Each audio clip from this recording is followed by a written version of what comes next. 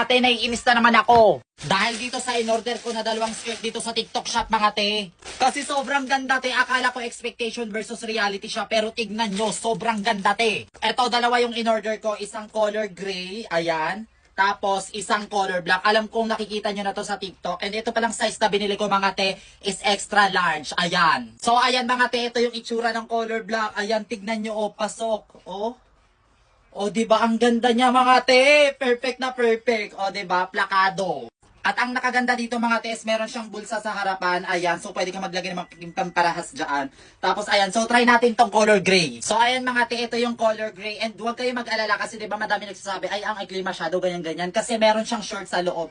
So, secure na talaga yung ating pangmalakasan at pangmalupitan na Pokelya House. And sa mga nagtatanong kung ano yung height ko, 5'4 po ako. Tapos yung in-order ko is XL. So, sobrang sakto niya lang sa akin mga baby ko. And kung gusto niyo na ng fit na fit, ang i-order nyo